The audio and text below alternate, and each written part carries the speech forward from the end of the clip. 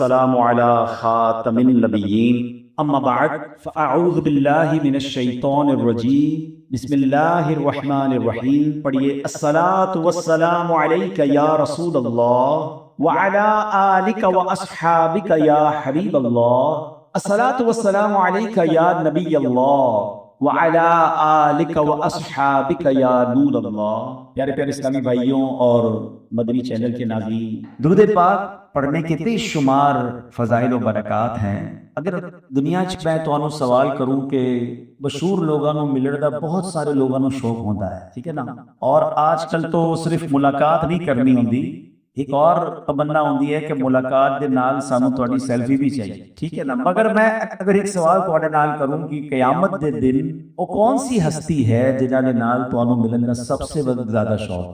وہ کون سی ہستی ہے جس سے ملنے کو ہر کوئی چاہتا ہوگا؟ کبھی کسی سوچا کہ قیامت دے دن کتنے لوگ ہوں گے؟ اس وقت دنیا 8 ارب لوگ رہندے ہیں. قیامت دے دن حضرت آدم علیہ السلام سے لے کر قیامت تک جتنے بھی لوگ اس دنیا چاہے ہوں گے وہ سارے قیامت دن ہوں گے نا. پتہ نہیں کتنے ارب لوگ ہوں گے. اچھا اگر میں ایسا بات کروں کہ اس دن سارے مسلمان کس ہستی دے نال ملاقات کا شوق رکھتے ہوں گے؟ وہ کوئی اور نہیں، وہ ہمارے آقا جناب رسول اللہ صلی اللہ تعالیٰ علیہ وسلم. آقا سے جس کی ملاقات ہو جائے سبحان اللہ، اس کے تو وارے نیارے ہو جائیں.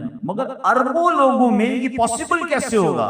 کیسے ممکن ہوگا کہ اسی سرکار دو عالم علیہ السلام دے قریب بھی ہو جائیں اور نہ نال ملاقات بھی ہو جائے؟ ایک اجتماع ملاقات کرنا ایک بندے نال مشکل ہے، تو اربا لوگاں وچ کیسے ملاقات ہوگی نبی پاک دے نال؟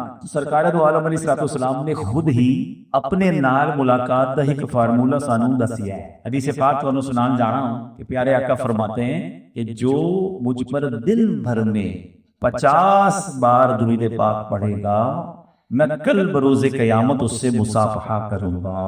آئے ہائے، کس سے ملاقات ہوگی؟ سرکار دو عالم علیہ السلام سے، مجھ گناہگار کی. آپ سوچیے کتنا بڑا انعام ہے. آپ کو پتا ہے پیارے آقا کا دیدار ہو جانا بڑی بات ہے، نبی پاک کا قرب مل جانا بڑی بات ہے، ملاقات ہو جانا، میرا جسم انہاں دے مبارک جسم دے نال ٹچ کرے گا، مصافحہ ہو جائے گا. آپ سمجھتے ہو کتنی بڑی سعادت ہے. حضرت انس بن مالک سے پوچھیے کہ نبی پاک کسی چیز کو ٹچ کر دیں، پیارے آقا مس کر دیں، وہ کتنی بڑی چیز ہو جاتی ہے. حضرت انس بن مالک رضی اللہ تعالیٰ کے پاس ایک رومال تھا، ایک چادر، دسترخوان. ان کا بڑا عجیب فارمولا تھا. کانوں کسی کپڑے کو دھونا ہوتا ہے، ماڈرن زمانہ ہے، واشنگ مشین میں ڈال دینے وہ کپڑا صاف ہو جاتا ہے. حضرت انس بن مالک کے پاس بھی بڑی کمال کی واشنگ مشین تھی. وہ اپنے اس کپڑے کو جب میل دور کرنا ہوتا تھا نا تو وہ کسی پانی میں یا جناب کسی بالٹی میں نہیں ڈالتے تھے، وہ آگ میں ڈال دیتے تھے. میل جل جاتا تھا، کپڑا صاف ہو کر باہر نکل آتا تھا. لوگوں نے سوال کیا یہ کون سا طریقہ ہے میل صاف کرنے کا؟ بڑا ودیع طریقہ ہے. تو وہ کہتے ہیں بات یہ ہے کہ نبی پاک کچھ عرصہ پہلے میرے گھر آئے تھے، نبی پاک نے اس رومال کو، اس کپڑے کو ٹچ کیا ہے. جب اسے آقا نے چھوا ہے دنیا کی آگ اس پر اثر نہیں کرتی ہے. مجھے جب بھی صاف کرنا ہوتا ہے میں آگ میں ڈالتا ہوں، آگ میل جلا دیتی ہے، کپڑا بالکل صاف باہر نکل آتا. اب ذرا غور دال سنو کہ جس کپڑے کو پیارے آقا ٹچ کر دیں اسے دنیا کی آگ نہ جلائے، جس امتی کو ٹچ کر دیں اسے دوزخ کی آگ کیسے گئی؟ آقا سے ملاقات. تو اب نبی پاک سے ملاقات کتنا آسان فارمولہ ہے. سرکار دو عالم علیہ السلام فرماتے ہیں، حدیث پاک کا خلاصہ ہے، جو مجھ پر 50 باری، صرف 50 بار روزانہ درود پاک پڑھ لے، کل بروز قیامت میں اس کے ساتھ مصافحہ کر. اب فضول باتیں کرنے میں پورا دن گزار دیتے ہیں، موبائل فون ہاتھ میں ہو تو گھنٹوں گزار دیتے ہیں، چائے کے ہوٹل پر بیٹھے تو کھڑے ہی نہیں ہوتے. اتنی فضول باتیں کرنے کا ٹائم ہے، اور ٹائم نہیں تو درود پڑھنے کا ٹائم، ٹائم نہیں تو نماز پڑھنے کا ٹائم، ٹائم نہیں تو تلاوت کرنے. کیسی زندگی گزار رہے ہوں؟ حالانکہ اتنے بڑے بڑے انعام ہمارے لیے رکھے گئے ہیں چھوٹے چھوٹے کام کرنے پر. دیکھا جائے تو بڑی ایفرٹ نہیں ہے، تھوڑی سی دیر میں ہم لاکھوں کروڑوں نیکیاں کما سکتے ہیں، مگر ہم اپنا وقت ضائع کیے جا رہے ہیں. یہ ایک ایک سانس قیمتی ہے. یقین کریں جب انسان کا انتقال ہو جائے گا نا وہ تمنا کرے گا کہ اے اللہ دوبارہ دنیا میں بھیج دے، ایک بار سبحان اللہ کہہ لوں، ایک بار 2 رکعت نماز پڑھ لوں، ایک بار کلمہ پاک پڑھ لوں. پھر موقع نہیں. آج موقع ہے نا، جتنی نیکیاں کرنی کر لیں. ذرا مل کر کہیے سبحان اللہ، کہیے الحمدللہ، اب کہیے اللہ اکبر.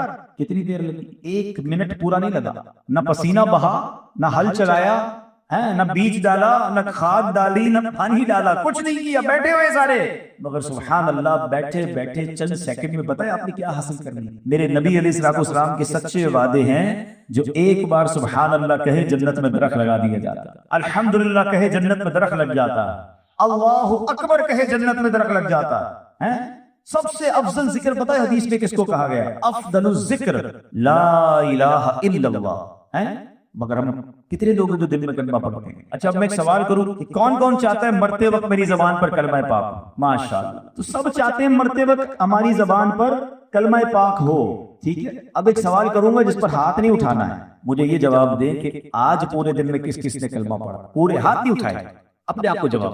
پورے ہفتے میں کس کس نے کتنی بار کلمہ پڑھا؟ پورے مہینے میں کتنی بار کلمہ؟ ہمیں مہینوں گزر جاتے ہیں ہم کلمہ نہیں پڑھتے۔ تمنا کیا ہے؟ مرتے وقت کلمہ نصیب ہو، زندگی میں پڑھنے کے لیے کوئی تیار نہیں ہے۔ ایسا نہ کرو بھائی، روز اپنی زبان کو کلمے کا عادی بنائے نا، تاکہ آخری وقت جب زبانیں بھاری ہو جائیں اس وقت بھی ہماری زبان پر کلمہ جاری۔ نیت کرتے ہیں انشاءاللہ روز کلمہ پاک کی بھی تسبیح پڑھیں گے انشاءاللہ۔ تو ذکر و درود سے زبان تر رکھیں، فضول باتوں سے بچائیں اپنے۔ اللہ مجھے بھی کثرت سے درود پاک پڑھنے کی توفیق عطا فرمائے، آپ کو بھی نصیب فرمائے۔ آئیے مل کر محبت کے ساتھ با آواز بلند درود پاک پڑھنے، صلو علی الحبیب صلی اللہ تعالی علی محمد صلی اللہ علیہ وسلم۔ آج جو میرا موضوع ہے نا وہ بڑا اہم موضوع ہے۔ آج کل دنیا میں ایک بڑی ڈیبیٹ ہو رہی ہے، بحث ہو رہی ہے کہ جناب ہمارے حقوق کیا ہیں، ٹھیک ہے۔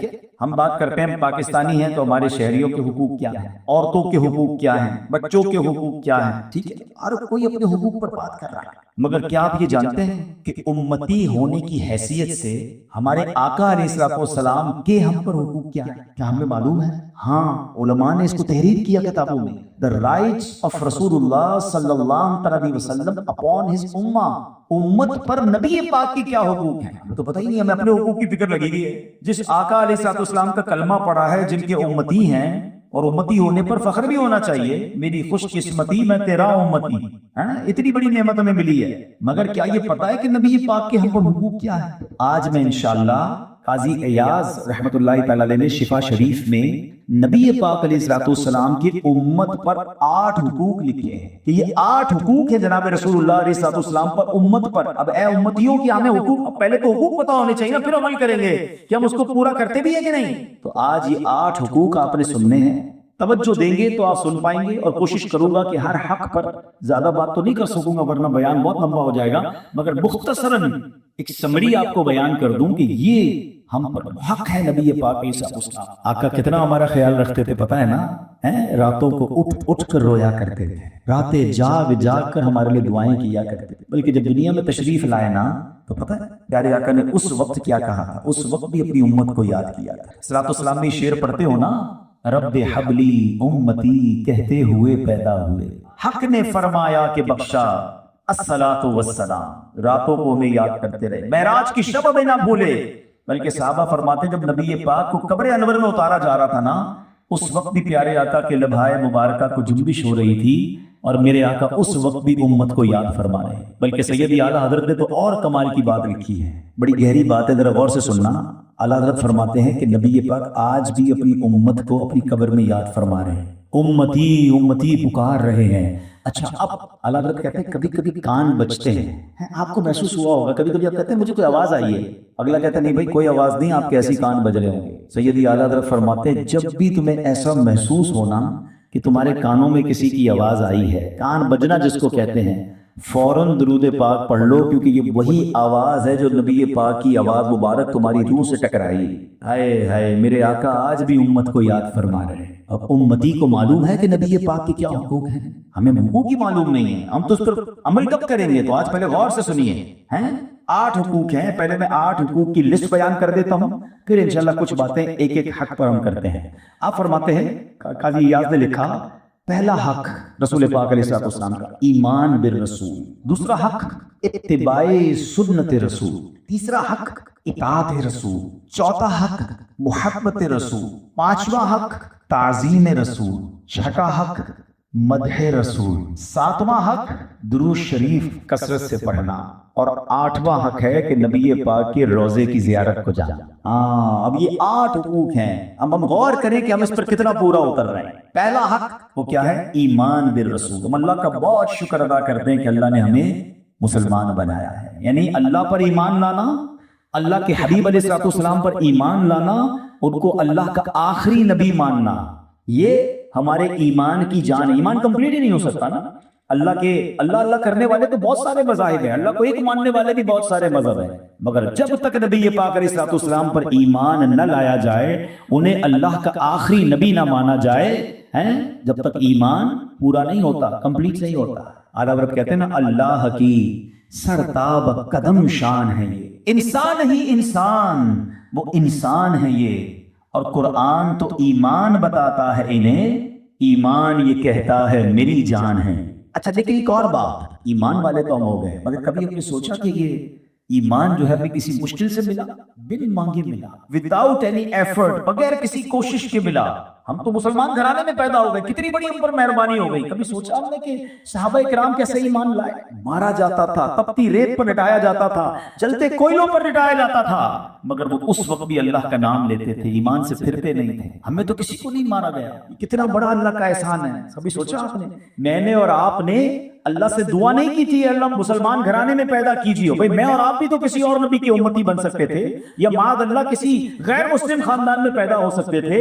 اللہ نے کتنی بڑی مہربانی کی کہ بغیر مانگے امتی بھی بنایا، تو اس کا امتی بنایا جس کا امتی بننے کی تمنا انبیاء کیا کرتے تھے. سب سے آخری نبی کا امتی بنا دیا. یہ کتنا بڑا احسان ہے. تو اس کی قدر نہیں ہونی چاہیے، اس کا خیال نہیں ہونا چاہیے. پتہ میرے اور آپ کے پاس سب سے قیمتی چیز کیا ہے؟ سب سے قیمتی چیز جو ایک مسلمان کے پاس ہوتی ہے وہ اس کا ایمان ہے. ہمیں ہمارا قیمتی موبائل ہو تو اس کی فکر ہوتی ہے، موٹر سائیکل نہیں لیں تو اس کی فکر ہوتی ہے، گاڑی خریدنے تو اس کی ٹینشن، سونا گھر میں ہے تو اس کی فکر، دنیا کے مال و دولت کی ٹینشن ہوتی ہے، حفاظت کی فکر ہوتی ہے. ہم میں سے کون ہے جس کو ایمان کی حفاظت کی فکر ہے؟ آپ کو پتہ ہے میرے آقا کیا دعا فرمایا کرتے؟ اللہ کے حبیب وہ ہیں جن کے صدقے ہمیں ایمان ملا ہے. مگر آپ کی دعا ہوا کرتی، یا مقلب القلوب ثبت قلبی علی دینک، اے دلوں کو پھیرنے والے میرے دل کو اپنے دین پر ثابت قدمی عطا فرما. کون کہہ رہا ہے؟ اللہ کے حبیب کہہ رہے ہیں. کیوں؟ یہ میری اور آپ کی تعلیمات ہے کہ اپنے ایمان کی فکر کرو، اپنی دعاؤں میں ایمان کی حفاظت کو شامل کرو. پیران پیر شیخ عبد القادر جیلانی جو ولیوں کے سردار ہیں، آپ کہتے ہیں لوگ کہہ رہے ہیں آج عید کا دن ہے، عید کا دن ہے.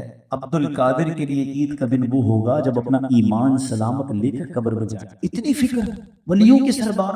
ہم میں سے کون ہے جو دعا کرتا ہے کہ یا اللہ میرا ایمان سلامت رہے، میرا ایمان ٹینشن نہ جائے؟ کبھی ٹینشن ہوئی آپ کو؟ اور آپ کو پتہ ہے اس وقت باقاعدہ سازش ہو رہی ہے کہ کسی طرح ہمارا ایمان چھین لیا جائے. کیونکہ دیکھیں شیطان کا الٹیمیٹ گول کیا ہے، شیطان کا سب سے بڑا مقصد کیا ہے؟ شیطان نے جہنم میں جانا ہے، اسے پتا ہے. وہ یہ چاہتا ہے کہ جب میں جہنم میں اکیلا کیوں جاؤں، میں ان مسلمانوں کا ایمان چھین کر ان کو بھی بے ایمان کر کے اپنے ساتھ جہنم میں لے جاؤں. شیطان چین سے نہیں بیٹھتا. کیا کیسے ایمان جا سکتا ہے؟ بعض لوگ یہ سمجھتے ہیں میں مسلمان ہوں، مجھے کیا ٹینشن ہے، تو میں مسلمان ہی مروں گا. یہ ون وے ٹریفک نہیں ہے. جب غیر مسلم مسلمان ہو سکتا ہے تو مسلمان بھی دائرہ اسلام سے خارج ہو سکتا ہے. اس کو اپنے ایمان کو بچانا ہوگا. قرآن کہتا ہے نا، یا ایھا الذین آمنوا اتقوا اللہ حق تقاتہ ولا تموتن الا وانتم مسلمون. اے ایمان والو اللہ سے ڈرو جیسا کہ ڈرنے کا حق ہے، اور مت مرنا مگر مسلمان. یعنی ایمان سلامت لیے بغیر مت مر جانا. اس کا مطلب کیا ہوا؟ اے ایمان والو، اللہ ایمان والوں سے بات فرما رہا ہے نا کہ ایمان والو ایمان لے کر قبر میں جانا. تو اگر ایسا ہوتا کہ ہر ایمان والا ایمان لے کر ہی قبر میں جائے گا تو اللہ یہ فرماتا ہی نا قرآن میں. یہ فرمانا بتا رہا ہے اس کو بچانا ہے، اس کو سنبھالنا ہے، اور مرنے کے مرتے وقت ایمان لے کر قبر میں جانا ہے. ایک بڑی مشہور حدیث ہے جو تقریباً آپ سب کو یاد ہوگی، انما الاعمال بالنیات. یہ تو یاد ہے نا. لیکن ایک اور حدیث ہے، انما الاعمال بالخواتیم. اعمال کا دار و مدار خاتموں پر ہے. خاتمہ ایمان والا ہے نا تو اعمال ہیں. میں حج بھی کروں، عمرے بھی کروں، روزے بھی رکھوں، صدقہ بھی دوں، زکوٰۃ بھی دوں، سب کچھ کر لیا کسی نے، لیکن خدا نہ خواستہ اگر ایمان پر خاتمہ نہیں ہوا نا تو کچھ بھی نہیں بچے گا، سب زیرو ہو جائے گا. ایمان ہے تو سارے اعمال ہیں. ایمان بچانا، ایمان کیسے چھن سکتا ہے کہ بہت ساری تفصیل ہے. ذرا میرا موضوع صرف ایک ٹاپک نہیں ہے، لیکن میں کچھ باتیں ضرور بتانا چاہوں گا. ایسی روایتیں ملتی ہیں، ایسے علماء کے اقوال ملتے ہیں کہ ایک ایمان چھننے کی وجہ بری صحبت ہے. انسان گناہ کرتا رہتا ہے، گناہ کرتا ہے، مسلسل گناہ کرتا ہے. روایتوں میں مضمون ملتا ہے جب بندہ ایک گناہ کرتا ہے نا اس کے دل پر ایک سیاہ نقطہ لگ جاتا ہے، توبہ نہیں کرتا، دوسرا گناہ کرتا ہے، پھر سیاہ نقطہ لگ جاتا ہے، پھر گناہ کرتا ہے، پھر سیاہ نقطہ لگ جاتا ہے. ایک وقت آتا ہے پورا دل ہی کالا ہو جاتا ہے. اب اس کے دل پر کوئی ہدایت کی بات اثر نہیں کرتی. آج ایسے کئی لوگ ہیں جن کو ہم نماز کے لیے بلائیں وہ برا بھلا کہیں گے, مسجد میں دل نہیں لگتا, اجتماع میں دل نہیں لگتا, جب بھی دین کی بات کرو وہ بیزار ہو جاتے ہیں. چیک کر لو کہیں دل سیاہ تو نہیں ہو گیا, کہ جس کا دل سیاہ ہو گیا نا اب اس کا ایمان چھیننا شیطان کے لیے بڑا آسان. تو گناہوں کی کثرت یہ ایمان چھیننے کا ایک سبب ہے. شراب پینے والے, جوا کھیلنے والے, زنا بدکاریاں کرنے والے, ماں باپ کا دل دکھانے والے, لوگوں پر ظلم کرنے والے, چوری چکاری کرنے والے, ڈکیتیاں مارنے والے, خدا کے واسطے یہ جو بے حیائیوں کا بازار موبائل فون کے بعد گرم ہو گیا ہے. ساری رات موبائل پر بیٹھ کر نہ جانے نوجوان کیا دیکھ رہے ہیں, کس سے باتیں کر رہے ہیں. نہ کرو یہ.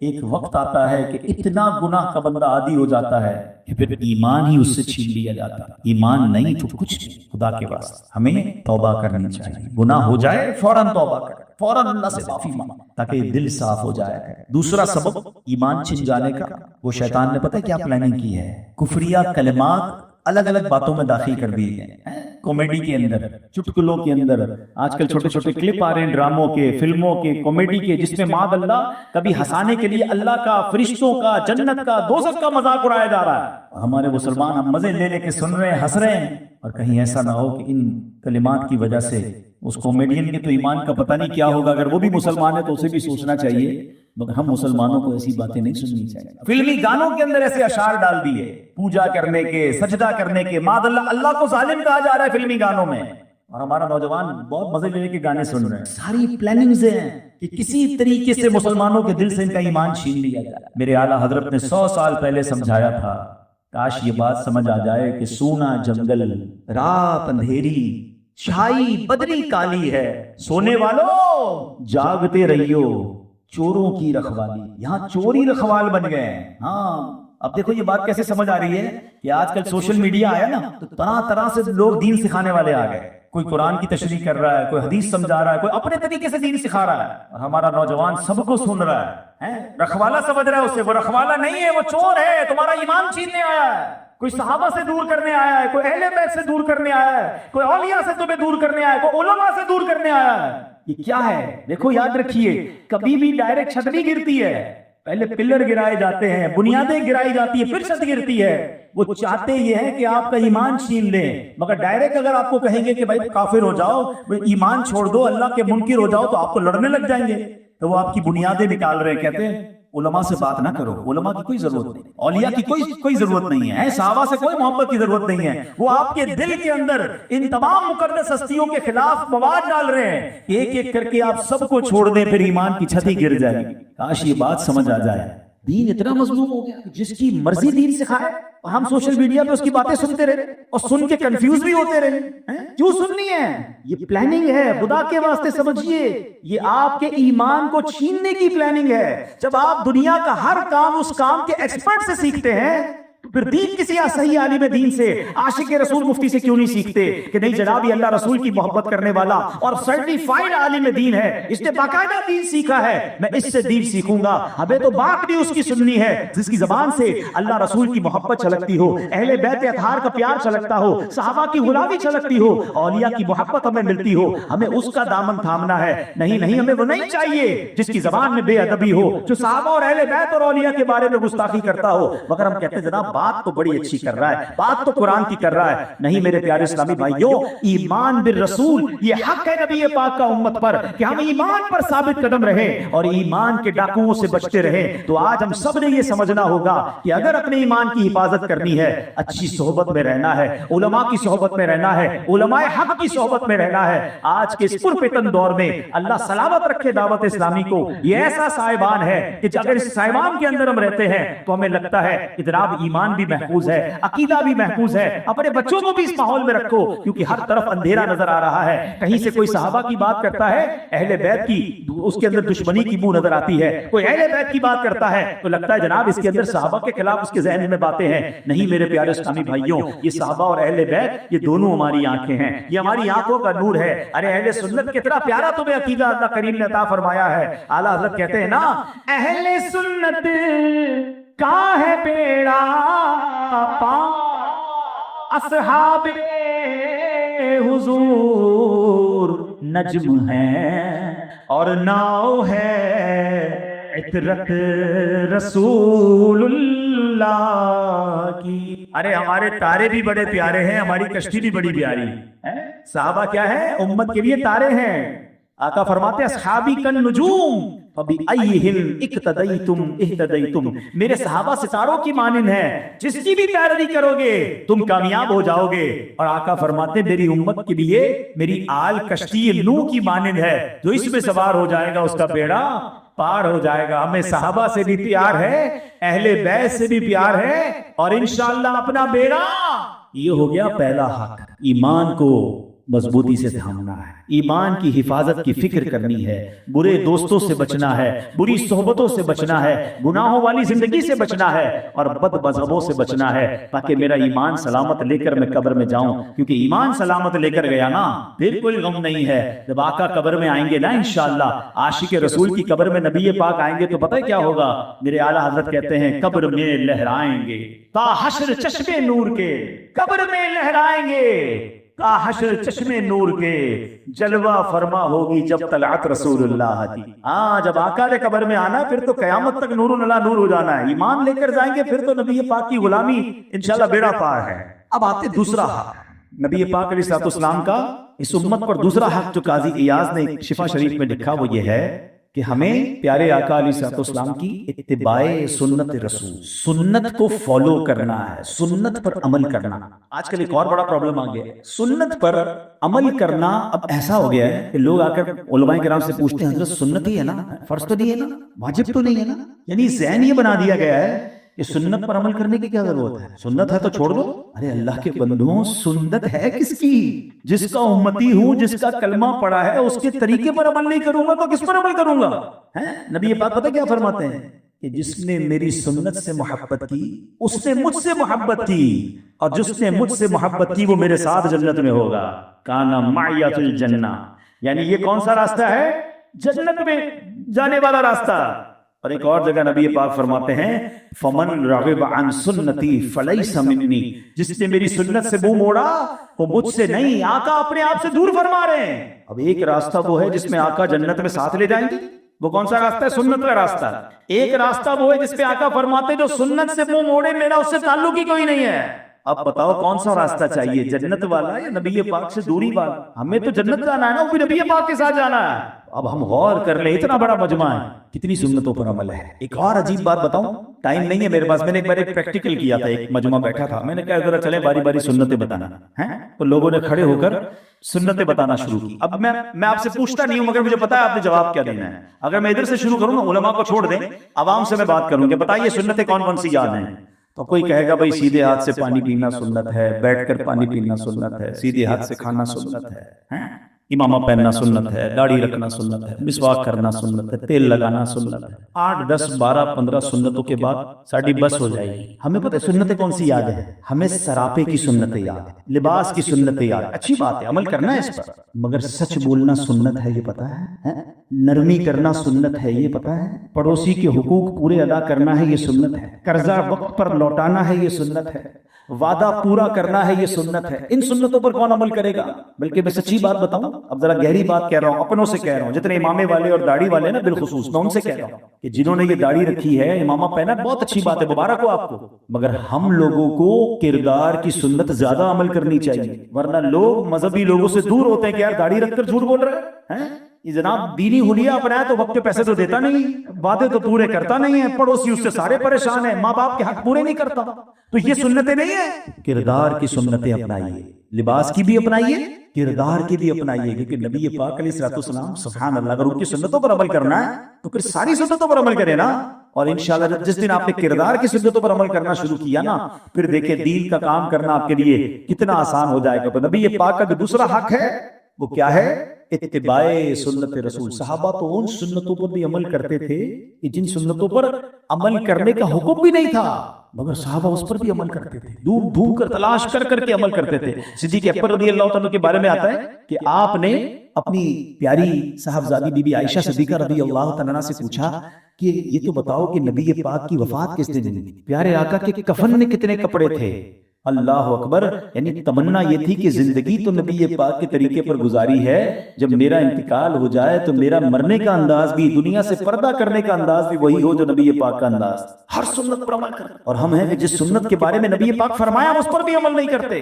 اور کریں من غش فلیس منا، آقا فرماتے دھوکہ دینے والا ہم میں سے نہیں. پر یہاں جناب الٹا کام چل، ہر دوسرا آدمی دھوکہ دے رہا ہے. تو سنتوں پر عمل کرنا ہے، مسلمانوں کی خیر خواہی کرنی ہے، اتباع سنت رسول. جب بھی پتہ چل جائے نا نبی پاک کا طریقہ ہے. اچھا کچھ سنتیں تو ایسی ہیں جس پہ کچھ زیادہ کوشش بھی نہیں کرنی پڑتی ہے. پانی پینا ہے، اب میں الٹے ہاتھ سے پیو سیدھے ہاتھ سے پیو، ٹائم اتنا ہی لگنا ہے. کھڑے ہو کے پیو یا بیٹھ کے پیو، ٹائم اتنا ہی لگنا ہے. لیکن اگر ادا کروں گا تو کس کی ادا کروں گا؟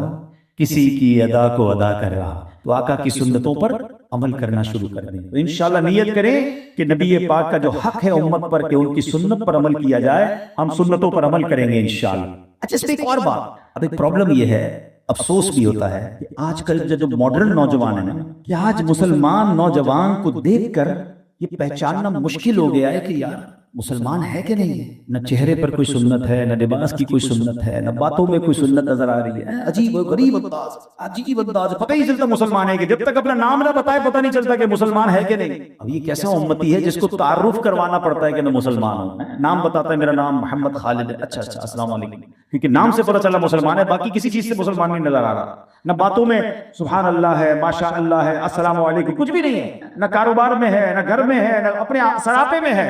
ایسا نہ کرو، سنتوں پر ایسی عمل کرو کہ میں لاکھ بندوں کے درمیان کھڑا ہوں، مجھے دور سے دیکھ کر پتہ چل جائے کہ کس کا غلام جا رہا ہے، کس کا امتی جا رہا ہے. شاعر کہتے ہیں نا، فنا اتنا تو ہو جاؤں میں تیری ذات عالی میں، جو مجھ کو دیکھ لے اس کو تیرا دیدار ہو جائے. اچھا اب تیسرا حق کیا ہے؟ میں تھوڑا سا تیز چلتا ہوں. نبی پاک علیہ السلام کے حقوق جو بیان ہوئے ان میں سے قاضی ایاز لکھتے ہیں کہ تیسرا حق ہے اطاعت رسول. آقا جو فرمائیں اس پر عمل کرنا، فالو کرنا ہے. آپ کی کمانڈمنٹس، آپ کے آرڈرز، نبی پاک نے جس چیز سے روکا رک جائے، جس کا حکم دیا وہ کام. مگر آج کیا ہم ایسا کر رہے ہیں؟ جھوٹ بولنے والے سے نبی پاک کتنے ناراض ہوتے ہیں، مگر آج مسلمان جھوٹ بول رہا ہے. دھوکہ دینے والے کو فرمایا من غش فلیس منا، دھوکہ دینے والا ہم میں سے نہیں، مگر آج بلاوٹ کر کے دھوکہ دی جا رہی، جھوٹ بول کے دھوکہ دیا جا رہا. نبی پاک نے جس چیز سے فرمایا کام کریں، جس سے روکا اس سے رک جائے. ہم اپنے باس کی بات مانتے ہیں، اپنی بیوی کی بات مانتے ہیں، اپنے رشتہ داروں کی بات مانتے ہیں، بچے ضد کرے ان کی بات مانتے ہیں، مگر جس نبی کا کلمہ پڑھا ہے ان کی باتیں نہیں مانو گے، ان کے فرامین پر عمل نہیں کریں گے. صحابہ کرام کیسے عمل کرتے تھے، کیسے کیسے واقعات ہیں. بلکہ قرآن کیا کہتا ہے سنو، نبی پاک کی بات ماننا ایکچولی پتہ کیا ہے؟ اطیعوا اللہ و اطیعوا الرسول. قرآن کہتا ہے حکم مانو اللہ کا اور حکم مانو رسول کا. جہاں اللہ کا حکم ماننے کی بات ہو رہی ہے اور نبی پاک کے حکم ماننے کی بات ہو رہی ہے. ایک جگہ کیا خوب فرمایا قرآن نے، اللہ فرماتا ہے من یطع الرسول فقد اطاع اللہ، کہ جس نے رسول کا حکم مانا بے شک اس نے اللہ کا حکم مانا. اعلیٰ حضرت کا ایک شعر بعض اوقات کچھ لوگوں کو سمجھ نہیں آتا، آج زیادہ صحیح سمجھ آئے. یہ قرآن کی آیت سن لی نا، ترجمہ سن لیا، سنو میرے رضا کیا کہتے ہیں. بخدا خدا تا یہی ہے. کیا کہا قرآن نے؟ من یطع الرسول فقد اطاع اللہ، جس نے رسول کا حکم مانا بے شک اس نے اللہ کا حکم مانا. اعلیٰ حضرت کہتے ہیں بخدا خدا کا یہی ہے در، نہیں اور کوئی مفر مکر، جو وہاں سے ہو یہی آ کے ہو، جو یہاں نہیں وہ وہاں نہیں. ارے اللہ کے حبیب راضی نہیں ہے تو پھر رب بھی راضی نہ ہوگا، اور اگر یہ راضی ہو گئے تو انشاءاللہ رب بھی راضی ہو جائے. تو ہم نے نبی پاک کا حکم ماننا ہے. پھر اگلا حق بتایا قاضی ایاز نے، محبت رسول. ہاں نبی پاک سے محبت. اچھا نعرہ تو ہم سب کا ہے، ابھی میں نعرہ لگاؤں گا، آپ سب بڑا اچھا جواب دیں گے. غلامی رسول میں نہ ہو جو عشق مصطفیٰ تو زندگی فضول ہے. بڑا پیارا نعرہ، اور ہونا بھی یہی چاہیے کہ موت بھی قبول ہے. مگر کیا واقعی اگر یہ نعرہ سچا ہے تو جو کہتا ہے مجھے غلامی رسول میں موت بھی قبول ہے، اسے نماز قبول کیوں نہیں ہے؟ نماز اس کی قضا ہو جاتی ہے، کہتا ہے موت بھی قبول ہے. آقا فرماتے نماز میری آنکھوں کی ٹھنڈک ہے. مگر یہ محبت رسول کا دعویٰ کرنے والا فجر میں سویا ہوتا ہے. نہ کریں. آج اجتماع میں آئے ہیں، پکی سچی نیت کر جاؤ کہ آج کے بعد ہماری کوئی نماز قضا نہیں ہوگی. تو محبت رسول یہ حق ہے نبی پاک کا. اچھا محبت تو ہم سب کو ہے، اگر محبت نہیں تو ایمان ہی نہیں ہے. لیکن کتنی ہونی چاہیے، پیرامیٹر کیا ہے؟ ہاں یہ بڑی اہم بات ہے. محبت تو ہر مسلمان کے دل میں نبی ہو تو یہ تو سوال ہی پیدا نہیں ہوتا نا کہ مسلمان بھی ہے اور نبی پاک سے معاذ اللہ محبت نہیں. محبت نہیں تو پھر وہ مسلمان ہی نہیں ہے. مگر لیول آف لو، محبت کا کتنی محبت ہونی چاہیے. ہاں یہ بھی نبی پاک نے بیان فرمایا. فرماتے لا یؤمن احدکم حتی اکون احب الیہ من والدہ وولدہ والناس اجمعین. آقا فرماتے تم میں سے اس وقت تک کوئی کامل مومن نہیں ہو سکتا جب تک میں اس کے نزدیک اس کے ماں باپ سے گھر بار سے تمام لوگوں سے زیادہ محبوب نہ ہو جاؤں. اب بتائیے کہ ہماری نبی پاک سے محبت کتنی؟ کیا گھر بار سے بیوی بچوں سے مال سے زیادہ ہے یا کم ہے؟ یہ سمجھنا. آج ابھی محبت ہے مگر جب ہمارے ساتھ کوئی معاملہ ہو، کاروبار میں کوئی ڈیل آ جائے، پیسے زیادہ ہو، تھوڑا جھوٹ بولنا ہے، بندہ کہتا ہے چلو یار سارا محلہ ہی ساری مارکیٹ جھوٹ بول رہی ہے، میں بھی تھوڑے جھوٹ بول کے ڈنڈی مار کے پیسے کما لوں. پھر کدھر گئی تمہاری محبت؟ محبت تو یہ تھی کہ چاہے مال بڑھ کر آتا، منصب بڑھ کر آتا، ہم ٹکرا دیتے. اعلیٰ حضرت نے کہا تھا نا، میں گدا ہوں اپنے کریم کا، میرا دین پارا نہ نہیں، میرا دین روٹی کا ٹکڑا نہیں ہے کہ میں تھوڑے پیسوں کے لیے دین بیچ دوں. آج نیک نمازی سنتوں کے پابند بندے کو بھی کبھی کبھی ہم دیکھتے ہیں اس کے گھر میں جب شادی ہوتی ہے نا تو عجیب تماشا ہے، ڈھول تماشے ناچ گانے ہیں. بندہ کہے یار آپ کو کیا ہو گیا، آپ کو نمازی آدمی تھے، تو کہتے ہیں یار کیا کروں، بچوں کی خوشی کے لیے کرنا پڑتا ہے. کتنے کیا تمہارا عشق رسول؟ محبت رسول تو کتنی ہونی تھی، گھر بار سے بھی زیادہ تھی. بچوں کو خوش کرنے کے لیے کیا اللہ اس کے حبیب کو ناراض کرے؟ نہیں میرے پیارے. حق ہے نبی پاک کا کہ ان سے محبت کی جائے اور سب سے زیادہ کی جائے. اور صحابہ کرام نے یہ پروف کیا. میرے پاس وقت کم ہے ورنہ کتنے واقعات ہیں کہ گھر بار سے زیادہ، مال و دولت سے زیادہ، سب سے زیادہ پیار کیا تو نبی پاک سے کیا. سر کٹا دیے میرے صحابہ نے. صدیق اکبر نے اپنا پورا گھر کا مال لا کر نبی پاک کے قدموں میں رکھ دیا. آقا نے پوچھا ابو بکر گھر والوں کے لیے کیا چھوڑا ہے؟ کیا تاریخی جواب دیا کہ حضور گھر والوں کے لیے اللہ اور اس کا رسول کافی ہے. یہ محبت تھی نا، سب چیزوں سے زیادہ پیار. اور آج ہمارا حال یہ ہے کہ تھوڑے پیسے، تھوڑا معاملہ آ جائے تو بندہ اپنے دین سے کمپرومائز کرنے لگ جاتا ہے. نہیں میرے پیارے اسلامی بھائی، حق ہے محبت رسول، نبی پاک سے محبت کی جائے اور سب سے زیادہ کی جائے. انشاءاللہ جس دن آپ نے یہ کرنا شروع کر دیا، زندگی کا لطف اٹھانا شروع کر دیں گے. اور پھر انشاءاللہ پیارے آقا سے مزید جب محبت بڑھتی ہے تو رحمتوں کا نزول بھی بڑھ جاتا ہے. پانچواں حق نبی پاک کا کیا ہے؟ تعظیم رسول، رسپیکٹ. پیارے آقا سے اتنی رسپیکٹ کرنی. آئے ہائے صحابہ کرام ایسے بیٹھتے تھے نبی پاک کے بارگاہ میں کہ پرندہ سر پر آ کر بیٹھ جاتا تھا، صحابہ کرام ہلتے نہیں تھے. آقا وضو فرماتے تھے، ایک ایک پانی کا قطرہ جو ہے اپنے چہرے پر من لیتے، ایک ایک منہ مبارک لینے کے لیے آپس میں گویا لڑائی شروع ہو جاتی تھی کہ میں لے لوں یا میں لے لوں. اتنا پیار. ہمیں بھی نبی پاک سے، اب نبی پاک بظاہری طور پر تو ہم ان کے قدموں میں حاضر نہیں ہے نا، تو اب نبی پاک کی نسبت والی چیزوں سے پیار کریں، آل رسول سے پیار کریں، نبی پاک کے تبرکات سے پیار کریں، نبی پاک کے شہر سے پیار کریں. جس چیز کو نبی پاک سے نسبت لگ جائے اب اس کی رسپیکٹ کرنی ہے. اعلیٰ حضرت لکھتے ہیں نا، تیری نسل پاک میں ہے بچہ نور کا، آقا تو ہے عین نور تیرا سب گھرانہ نور کا. ہاں پیارے آقا کہ خاندان آپ کی کسی خصلت، کسی بھی نبی پاک سے نسبت والی چیز میں نقص بتانے والا یا اشارتاً کنایتاً ان کی طرف نقص کی نسبت کرنے والا، آپ کی شان کو چھوٹی بتانے والا، اس طرح کا کوئی بھی بندہ جو ہے وہ فوری طور پہ دائرہ اسلام سے خارج ہو جاتا ہے. تو نبی پاک کی شان عرفہ و اعلیٰ ہے. اعلیٰ حضرت کہتے ہیں وہ خدا نے ہے مرتبہ تجھ کو دیا، نہ کسی کو ملے نہ کسی کو ملا، کہ کلام مجید نے کھائی شہا تیرے شہر و کلام و بقا کی قسم. تو تعظیم رسول ایک الحمدللہ ہمارے نبی پاک کا ہم پر حق بھی ہے، ہمارے ایمان کا تقاضا بھی ہے. اب آگے چلتے ہیں. اگلا حق علماء نے کیا لکھا؟ مدح رسول. ہاں نبی پاک کی شان بیان کرنا، پیارے آقا کی نعتیں پڑھنا، نبی پاک کی نعتیں سننا، پیارے آقا کی شان میں گفتگو کرنا، بیانات سننا، یہ حق ہے نبی پاک کا. یہ جو وسوسے ڈالتے ہیں کہ یہ ناخوانی کہاں سے آ گئی، لگتا ہے انہوں نے حدیث کی کتابیں پڑھی نہیں ہیں.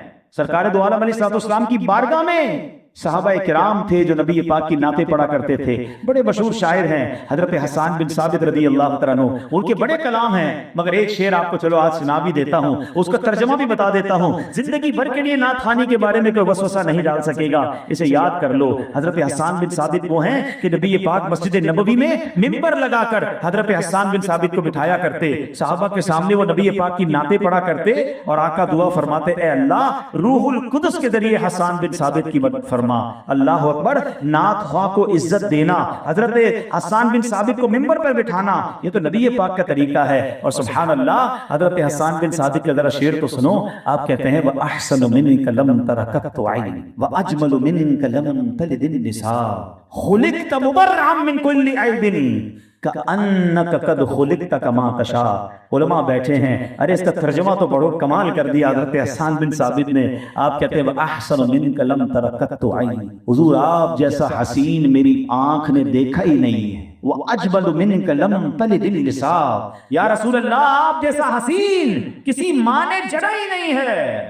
ارے ذرا رک جاؤ رک جاؤ، یہ دو لائنیں پڑھی نا حضرت حسان بن ثابت کی ہیں. حضرت حسان بن ثابت نبی پاک کے سامنے یہ اشعار پڑھ رہے ہیں. اور اگر آج اردو میں کوئی شاعر یہ کہے کہ آقا جیسے میرے سرکار ہیں ایسا نہیں کوئی، ارے یہ تو حضرت حسان بن ثابت کی شاعری کا ترجمہ لگ رہا ہے. بلکہ سبحان اللہ بریلی کے تاجدار کیا لکھتے ہیں، اگلی لائن کیا کہی حضرت حسان بن ثابت نے، خلقت مبرئا من کل عیب. یا رسول اللہ اللہ نے آپ کو سارے عیبوں سے پاک پیدا فرمایا ہے. ارے یہی بات تو اعلیٰ حضرت لکھ رہے ہیں کہ وہ کمال حسن حضور ہے کہ گمان نقص جہاں نہیں، یہی پھول خار سے دور ہے، یہی شمع ہے کہ دھواں نہیں. تو سبحان اللہ نبی پاک کو رب نے عیبوں سے پاک پیدا فرمایا.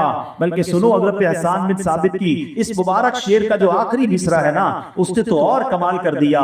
وہ کہتے ہیں کأنک قد خلقت کما تشاء، حضور اللہ نے آپ کو ایسا بنایا جیسا آپ خود چاہتے تھے. ہائے ہائے کتنی آگے کی بات فرمائی. میرے رضا یہی تو کہتے ہیں نا، خدا کی رضا چاہتے ہیں دو عالم، خدا کی رضا چاہتے ہیں دو عالم، اور خدا چاہتا ہے رضائے محمد صلی اللہ علیہ وسلم. تو پتا چلا کہ نعت خوانی کرنا یہ صحابہ کا طریقہ چلا آ رہا ہے. بڑے بڑے علماء نے نعتیں لکھی، بڑے بڑے شعراء نے نعتیں لکھی اور جھوم کر لکھی. صدیوں پرانے بزرگ ہیں. مولانا جامی رحمت اللہ تعالی علیہ فارسی میں کلام لکھا، پوری دنیا میں پڑھا جاتا ہے. کہتے تنم فرسود جاں پارا ز ہجراں یا رسول اللہ، دلم پزمرد آوارا ز کشیاں یا رسول اللہ. ارے ذرا غور تو کرو، صدیوں پرانے بزرگ ہیں، ہر شعر میں یا رسول اللہ لکھ رہے. تو یا رسول اللہ کہنا، نعتیں پڑھنا یہ ولیوں کا طریقہ، یہ صحابہ کا طریقہ، اور انشاءاللہ یہ عاشقان رسول کے نصیبوں میں ہے. نعت خوانی موت بھی ہم سے چھڑا سکتی نہیں، قبر میں بھی مصطفیٰ کے گیت گاتے جائیں. ہاں نعت خوانی میں جو غلط چیزیں آ گئی ہیں علماء اس کی نشاندہی کر رہے ہیں، اور بالکل ٹھیک ہے. نعت خوانی بھی اس کے تقاضوں کے مطابق ادب کے ساتھ پیارے آقا کی شان و شوکت کو شریعت کے تقاضے میں بیان کرنا ہے. میں مشورہ بھی دوں گا کہ علماء جنہوں نے علماء کے کلام لکھے، اعلیٰ حضرت کے کلام ہیں، خانوادہ اعلیٰ حضرت کے کلام ہیں، اور جتنے علماء اہل سنت کے جو کلام ہیں وہ پڑھا کریں. تو کہ ان اشعار میں شریعت کے ان تقاضوں کو ملحوظ رکھا جاتا ہے، اور جو ادب و شوق والا انداز ہے اس انداز سے نعت خوانی ضرور کرتے رہنا چاہیے. اور علماء کرام بھی ماشاءاللہ نثر کے اندر بھی نبی پاک کی شان بیان کرتے ہیں. تو حق کیا ہے نبی پاک کا؟ کہ ان کی تعریف کی جائے، ان کا ذکر کیا جائے. اور دنیا کا دستور ہے، آپ کبھی کسی کو چیک کرنا ہو آپ کو پتہ چل جائے گا جب آپ کسی دوست سے ملیں گے کہ اس کو پیار کس سے سب سے زیادہ ہے. ایک بندہ آپ کو ملے گا جو ہر تھوڑی دیر بعد اپنے بچے کا ذکر کرے گا، کوئی ہوتا ہے جو بار بار اپنے والد کا ذکر کرتا ہے، کوئی ہوتا ہے جو بار بار اپنے کسی دوست کا ذکر کرتا ہے. پتہ چل جاتا ہے یار اس کو اس سے بڑا پیار ہے. ہر 5 10 15 منٹ بعد میں یہ گھما پھرا کے اس بندے کی بات ضرور لے آتا ہے. ہونا پتہ ہے کیا چاہیے، میں ہر تھوڑی دیر بعد اپنے نبی کی بات، ہر تھوڑی دیر بعد میں اپنے آقا کا ذکر کروں. میرا دل، میری روح جو ہے وہ نبی پاک کو یاد کرتی رہے، بس پیارے آقا کے کہتے ہیں تصور میں زندگی گزرتی رہے. پتہ چلے کہ نبی پاک سے دل و جان سے محبت کرتا ہے. جب بیٹھتا ہے پیارے آقا کا ذکر کرتا ہے. اللہ مجھے ایسی مدح سرائی کی توفیق نصیب فرما دے. رہیں ان کے جلوے بسے ان کے جلوے، رہیں ان کے جلوے بسے ان کے جلوے، میرا دل بنے یادگار مدینہ. 7واں حق کیا لکھا قاضی ایاز نے؟ درود شریف پڑھا جائے. ہاں یاد رکھیے یہ حق ہے نبی پاک. میں نے بیان کے شروع میں بھی درود پاک پر کافی بات کی ہے، غور کیجئے. پورا دن گزر جاتا ہے درود نہیں پڑھتے. حدیث پاک میں آتا ہے جو درود پاک پڑھنا بھول گیا وہ جنت کا راستہ بھول گیا. درود پاک اپنے معمولات میں شامل نسبی رکھا کریں جیب میں. روز کا کوئی عادت بنائیں کہ میں نے 313 بار کم از کم درود پاک پڑھنا ہے، 500 بار پڑھنا ہے، اللہ توفیق دے تو 1000 بار پڑھنا ہے. آپ کو پتہ روزانہ 1000 بار درود پاک پڑھنے کی فضیلت کیا ہے؟ حدیث پاک میں آتا ہے جو روزانہ 1000 بار درود پاک پڑھے، خلاصہ عرض کر رہا ہوں حدیث، وہ مرے گا نہیں جب تک جنت میں اپنا گھر نہ دیکھ لے. کتنی دیر لگتی ہے 1000 بار درود پاک میں؟ واک کرتے ہیں، گاڑی پہ جاتے ہیں، ٹریول کرتے ہیں، تسبیح نکالے پڑھنا شروع کر دیں. اللہ کرے کہ ہماری زبان ذکر و درود سے تر ہو جائے. اور 8واں حق کیا ہے؟ آخری حق سبحان اللہ، کہ پیارے آقا کے روضے کی زیارت کو جائے، مدینے جائے، قبر انور کی زیارت کو جائے. یہ حق ہے نبی پاک کا امتی پر. مگر آج کچھ لوگ تو واقعی مدینے کو بڑا یاد کرتے ہیں، مگر بڑی تعداد وہ ہے کہ جناب ان کو فکر ہی نہیں ہے، دنیا دیکھی مدینہ نہیں دیکھا، پیسے جمع کیوں کرنے ہیں، یورپ جانا ہے، پیسے کیوں جمع کر رہے ہیں، فلاں ملک دیکھنا، خدا کی قسم مدینہ نہ دیکھا کچھ بھی نہ دیکھا۔ میرے آقا پتہ کیا فرماتے ہیں، حدیث پاک ہے، من زار قبری وجبت لہ شفاعتی، جس نے میرے روضے کی زیارت کی اس پر میری شفاعت واجب ہو۔ ارے ادھر شفاعت کا وعدہ ہے، غلام مدینے نہ جائے تو کہاں جائے؟ اللہ کرے کہ ایسی مدینے کی تڑپ نصیب ہو جائے کہ بس کہتے ہیں یہی زندگی کی کیفیت ہو کہ اس آس پہ جیتا ہوں کہہ دے یہ کوئی آ کر، اس آس پہ جیتا ہوں کہہ دے یہ کوئی آ کر، چل تجھ کو مدینے میں سرکار بلاتے ہیں۔ ارے مدینے نہ جائیں تو کہاں جائیں؟ سنو میرے آقا کیا فرماتے ہیں، آقا فرماتے ہیں من زارنی بعد موتی فکأنما زارنی فی حیاتی، جس نے میری وفات کے بعد میری زیارت کی یعنی میرے روزے کی زیارت کی، وہ ایسا ہے جیسے اس نے میری حیاتی میں میری زیارت کی۔ آقا فرماتے ومن مات بأحد الحرمین بعث من الآمنین یوم القیامہ، ان دو حرم میں سے یعنی مکے مدینے میں اگر کسی کا انتقال ہو گیا قیامت کے دن وہ امن والوں میں اٹھایا جائے گا۔ مدینے بلا بھی نبی پاک رہے ہیں، اور پھر آقا پتہ کیا فرماتے ادھر ہی رک جاؤ، مدینہ چھوڑ کے نہ جاؤ بلکہ ہو سکے ادھر ہی مر جاؤ۔ حدیث پاک میں فرماتے تم میں سے جس سے ہو سکے مدینے میں مرے، کہ جو مدینے میں مرے گا میں اس کی شفاعت کروں گا۔ آئے ہائے کیسا شہر ہے، جہاں جاؤ تو شفاعت کا وعدہ ہے، مر جاؤ تو پھر شفاعت کا وعدہ ہے۔ طیبہ میں مر کے ٹھنڈے چلے جاؤ آنکھیں بند، طیبہ میں مر کے ٹھنڈے چلے جاؤ آنکھیں بند، سیدھی سڑک یہ شہر شفاعت نگر کی ہے۔ اے میرے پیارے اسلامی بھائیوں، اگر کسی کا مدینہ دیکھنے کو دل نہیں چاہتا نا، یہ ذکر مدینہ پر دل کے قرار نہیں ہوتا، اس کو اپنے دل کا علاج کرانا چاہیے، اس کو اپنی آنکھوں کا علاج کرانا چاہیے۔ خدا کی قسم مدینہ وہ ہے، آپ دنیا میں کوئی بھی خوبصورت سے خوبصورت مقام ایک دو بار دیکھ لینا، مثال کے طور پر پاکستان میں لوگ مری جاتے ہیں، سوات جاتے ہیں، یورپ جاتے ہیں، بندہ کہتا ہے یار میں نے 2 بار دیکھ لیا، اب کہیں اور چلو یار، ایک شہر 2 بار دیکھ لیا، اب کتنی بار دیکھنا ہے؟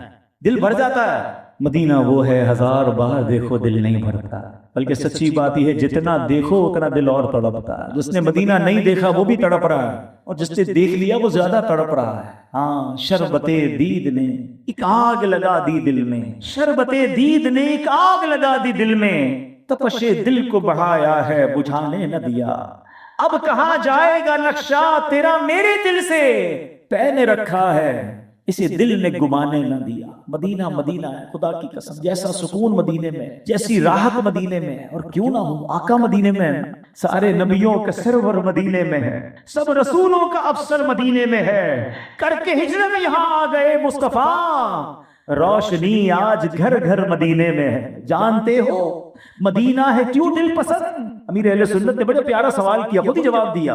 جانتے ہو مدینہ ہے کیوں دل پسند؟ میرے محبوب کا گھر مدینے میں، میرے آقا مدینے میں ہے نا، میں ادھر نہیں جاؤں گا تو کدھر جاؤں گا؟ جن کا کلمہ پڑا وہ مدینے میں ہے، جن سے شفاعت لینی ہے وہ مدینے میں ہے، جن سے محبت کرتا ہو مدینے میں ہے۔ مدینے سے دور رہ کر زندگی اچھی نہیں ہے، ان کے در سے دور رہ کر کیا جیے ہم کیا مرے، ان کے در سے دور رہ کر کیا جیے ہم کیا مرے، آہ ایسی موت ایسی زندگی اچھی نہیں۔ خدا کی قسم مدینہ مدینہ اپنی زندگی کا مقصد بنا لو کہ بس مدینے جانا۔ اب دعا کرتے رہا کرو۔ اب ہو سکتا ہے کسی کے ذہن میں خیال آئے کہ میں مدینہ کیسے جاؤں گا، میرے پاس تو پاسپورٹ ہی نہیں، میرے پاس تو پیسے ہی نہیں ہیں، تو یہ تمہاری بھول ہے۔ ہاں مدینے پیسے سے جاتے ہوتے نا تو دنیا کے اربوں پتی میں نے دیکھے ہیں، ساری دنیا دیکھی مدینہ نہیں دیکھا، اور میں نے کئی غریب دیکھے ہیں رہنے کو گھر نہیں اور کئی بار مدینہ دیکھ لیا۔ سچی بات بتائے کیا ہے؟ کہاں کا منصب کہاں کی دولت، قسم خدا کی یہ ہے حقیقت، کہاں کا منصب کہاں کی دولت، قسم خدا کی یہ ہے حقیقت، جنہیں بلایا ہے مصطفیٰ نے وہی مدینے کو جا رہے ہیں، جنہیں بلایا ہے مصطفیٰ نے وہی مدینے کو جا رہے ہیں۔ درود پاک پڑھتے رہا، پیسے نہیں نہ گھبراؤ۔ میرے آقا کرم فرمائیں گے، جب کرم ہوتا ہے حالات بدل جاتے، ہاں جب بلایا آقا نے خود ہی انتظام ہو گئے۔ کئی لوگوں کے انتظام ہوتے دیکھیں، کئیوں کو خواب میں مدینے کی زیارت ہو جاتی، کئیوں کو ویسے مدینے بلایا جاتا ہے۔ اے میرے پیارے اسلامی بھائیوں، علماء کہتے ہیں کچھ لوگوں کو فیض بلالی ملتا ہے، کچھ لوگوں کو فیض اویسی ملتا ہے۔ حضرت بلال کو ساتھ رکھ کے نوازا ہے، ویسے کرنے کو نبی پاک نے دور سے نوازا ہے۔ مدینے نہیں جا رہے اور دل میں تڑپ ہے نا، تو انشاءاللہ نبی پاک یہاں بھی نوازیں گے۔ وہ آقا سب کے آقا ہیں، وہ تو سب کے آقا، تو بس تڑپ ہونی چاہیے۔ پاس والے یہ راز کیا جانے، دور سے بھی سلام ہوتے ہیں۔ تو اللہ بس شوق مدینہ عطا فرمائے، یہ تڑپ رکھو، اور مدینے کی تمنا دل میں، یہ حق بھی ہے نبی پاک کا کہ امتی ان کے روزے پہ جائے، اور جن کے پاس اللہ نے سہولت دی ہے نا، بار بار مدینے جایا کرو۔ اچھا کچھ لوگ بہانے بناتے ہیں، بس یہ ذرا کام ہو جائے، کاروبار سیٹ ہو جائے، بچی کی شادی ہو جائے، یہ فصل کٹ جائے، یہ والا مسئلہ حل ہو جائے، پھر جاؤں گا مدینے۔ مدینے نہ جانے کے بہانے مت بنایا کرو، سچ بتاؤں مدینے جانے کے بہانے بنایا کرو کہ یار کسی بہانے سے مدینے چلا جاؤ، بس کچھ معاملہ ہے ابھی مدینے چلے، آپ پریشان ہو نا، آپ مشکل میں ہو، میں آپ کو صحیح بتاتا ہوں، یہ مت سوچو مسئلہ حل ہو جائے گا پھر مدینے جاؤں گا۔ ارے مسئلہ اٹکا ہوا ہے، جلدی مدینے جاؤ، مسئلے حل ہی وہیں سے ہوتے ہیں۔ میرے پیر و مرشد لکھتے ہیں مٹتے ہیں جہاں بھر کے آلام مدینے میں، بگڑے ہوئے بنتے ہیں سب کام مدینے میں۔ ارے مدینے جاؤ، ساری دنیا کو وہاں سے خیرات مل رہی ہے، انشاءاللہ آپ کی بھی بگڑی بن جائے گی۔ اللہ کرے کہ بس یہ شوق زندگی کا سب سے بڑا شوق بن جائے۔ اے میرے پیارے اسلامی بھائیوں، میں نے بہت مختصر وقت چونکہ تھوڑا تھا، 8 حقوق بیان کیے ہیں، اسے یاد بھی رکھنا ہے، اس پر عمل بھی کرنا ہے، تاکہ قیامت کے دن نبی پاک کی بارگاہ میں حاضر ہوں تو میرے آقا اپنے دامن میں چھپا لے، اپنی شفاعت سے بہرہ بند فرمائیں۔ ایسا نہ ہو زندگی نبی پاک کے طریقے سے ایسی دور رہ کے گزارے کہ پیارے آقا ناراض ہو جائیں، انہیں ناراض مت ہونے دینا، وہ راضی ہو گئے تو رب بھی راضی ہو جائے گا، شفاعت بھی مل جائے گی۔ اللہ کریم ہمیں نبی پاک کی اطاعت والی زندگی گزارنے کی توفیق عطا فرمائے۔ آج کے اس پرفتن دور میں خدا کی قسم یہ دعوت اسلامی بہت بڑی نعمت ہے۔ یہ کبھی دیکھا تھا ہم نے نوجوان مدینے کی یاد میں روئیں گے، کوئی لندن، کوئی پیرس، کوئی کہاں کے خواب دیکھتا ہے۔ یہ کمال کی تحریک دعوت اسلامی جو آج کے اس نوجوان کو مدینے کی یاد میں رلاتی ہے، عشق رسول میں رلاتی ہے، سنتوں پر عمل کروا دیتی ہے۔ تو آپ اس دعوت اسلامی کے ماحول سے وابستہ رہیں، اس دعوت اسلامی کے اجتماعات میں آتے رہیں۔ آمین بجاہ النبی الامین صلی اللہ تعالی علیہ وسلم۔ صلو علی الحبیب۔